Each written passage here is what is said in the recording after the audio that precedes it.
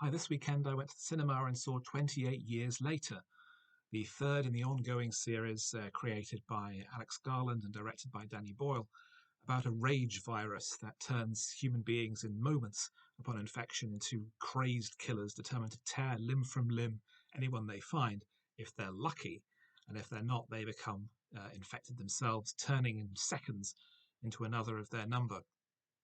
In the first film, released in 2002, we had Jim, a bike courier, waking up 4 weeks after being in a road accident and discovering that the country has been devastated by the virus and almost completely depopulated, and manages to survive with the aid of another young person who managed to hold out while the rest of the world went berserk.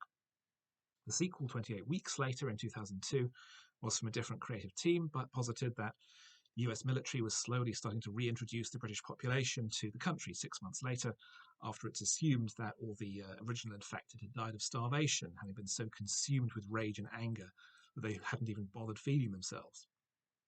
However, this goes wrong, and the film ends with the infection apparently spreading finally to mainland Europe. 28 years later picks up a little while after, and it's confirmed in the opening title that the virus was in fact pushed back from continental Europe and that the UK is under permanent quarantine, with regular sea patrols to ensure that no one gets out, and if anyone does land on the coast, they are condemned to stay here for the rest of their lives, because the risk of the infection reaching the mainland is just far too great. There are various communities, and we focus on one on Lindisfarne off the northeast coast of Northumbria.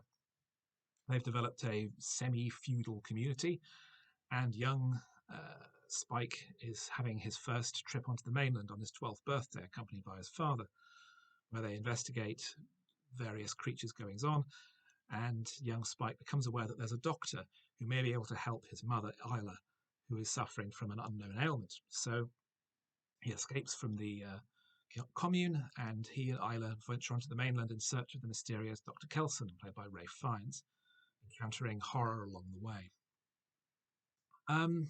It's a. It feels like it wants to be a state of the nation type story of the isolated UK condemned to live in its own past, consuming itself as the rest of the world carries blithely on with its own affairs. But there's not a great deal of material developed within that. But as it stands, it's still a strong entry into the series. There's a very strong skein of compassion in the writing, of interest in the characters, of showing what people do to cope with the world that they have lived in. When Kelson is finally revealed and we understand more of his backstory and his behavior, I found it to be a very thoughtful and moving insight into how people cope with cataclysm. He's earlier on dismissed as simply being insane for all the dead bodies he has lining up and his seemingly unconcerned reaction to them. But when we find out his motivation and the thoughts behind his actions, it becomes clear in a very humane way. And it's a very humane film.